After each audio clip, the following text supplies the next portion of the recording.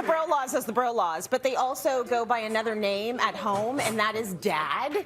Dave and Joey are here with their kids to show us a family-friendly DIY build, and the whole fam is here. So introduce us to your sons and your daughters, guys.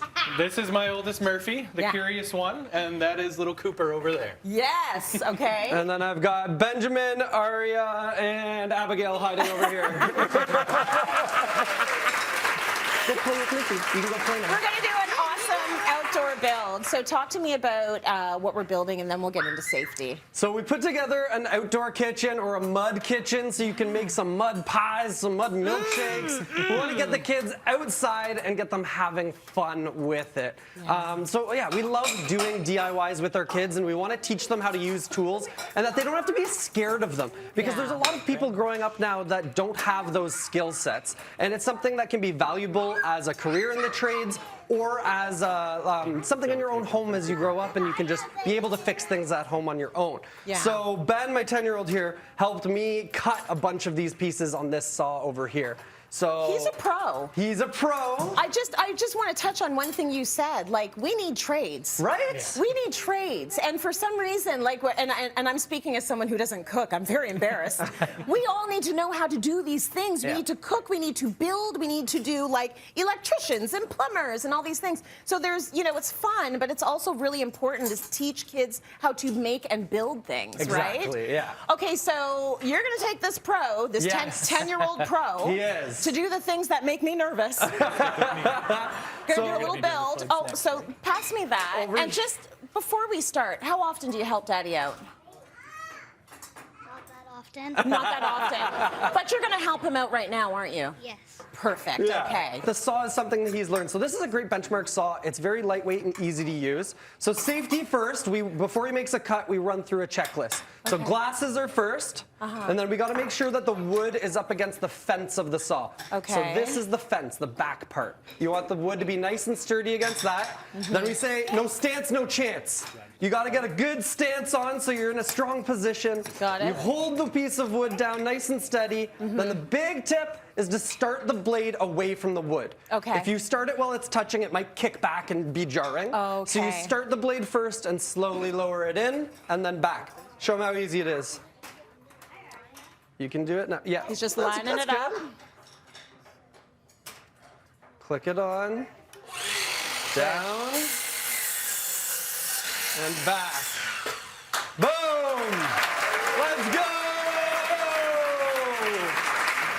He's obviously been doing that since birth. That was so seamless. That was incredible. So the project, as you mentioned, is this beautiful outdoor kitchen. And let me tell you, if you've got kids, you know that they will stay at that kitchen doing all sorts of things, maybe bathing in the sink. We don't care. They're outside playing. Exactly. So let's talk about how we build that. Yeah, so this is the shell right here. And like a lot of our builds we talked with you about, Tracy, with DIYs, it's about building a frame and then putting stuff on that frame. Yeah. So all we've done is built 4 of these. It's a big D or it's a big B, depending on what you look at. You're gonna line them up side by each, and then you can cut all of these boards the same length. So what we're using here is a PVC product. So it's fantastic for outside. It's not going to wear. Yeah. And you're just going to cut all these the same length. You've got a countertop here. You've got a backsplash of sorts. And then we did a shelf down below for more storage as well. So once you have those frame pieces in place, all you're doing is stacking up your boards and screwing them in place. What's cool to me is that you use 2 different materials, which is nice, because that PVC, that composite material, it's a little bit more expensive, but man, does it last. Yes. It's going to last. And it looks lovely. Right? Yeah, it looks really nice. So another thing that's great about it too is when you put in the screws, you can plug the screws. And this is where Aria comes in. Nice. She loves using a hammer. Now watch my fingers, sweetie, but we put the plug in place and you tap it down. Yes, Aria. Pro. Tap it in place. Let's go. Nice work. Nice work.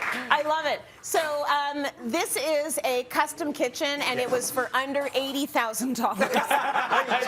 Yes, you got it. So it can be done, ladies and gentlemen. How much? Like, did you actually calculate how much this cost? We didn't really ask you that. A lot of it is leftover storage at our shop, so you know we're reusing stuff that we've got. Yeah, I love that. So this all keeps them busy because there are so many sort of things that you added to the kitchen to make it crafty and DIY. why. What are Yes. they playing with right now? And that's the key here for the little ones. So Yeah. obviously mine being a little bit younger, I'm not going to get them on the power saw.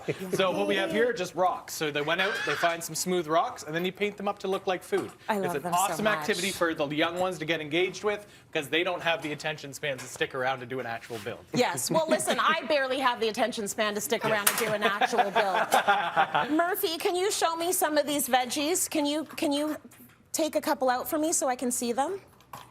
What do we got there? Let me see. Okay, look at these rocks. So I think we saw a lot of these during the pandemic. We had a lot of kids painting Yep. rocks Yeah. and putting them out at the parks and at beaches. Well done. I love it. Now, we can't take all the credit for these because, I mean, we put in a lot of work to them, but my wife is really the brains behind all of our DIYs. Yes. Come on in, ladies. Come on in. We knew there was more to it than the facts. Trust me, I knew. So Okay, my wife so we've Joy got- yes. comes up with all of these brilliant ideas for us, and she's got the patience as well to sit with the kids and do these painting things with them. Love you, you're amazing. I love it. So good. So Joy, you helped them come up with the whole rock idea. Yeah. And then they're decorating it with markers. Yeah, we did. We painted like the colors. I asked them to pick what they thought the fruit looked like, and then I bought some paint markers, which Aria has, so they could do the little lines and stuff, because Yeah. little kids can't use little brushes. Right. Yeah. Well, I can barely use the little brushes. Yeah. Megan, how often do your kids all play together? They're together constantly. Murph goes there after school, and then on the weekends we're always around each other.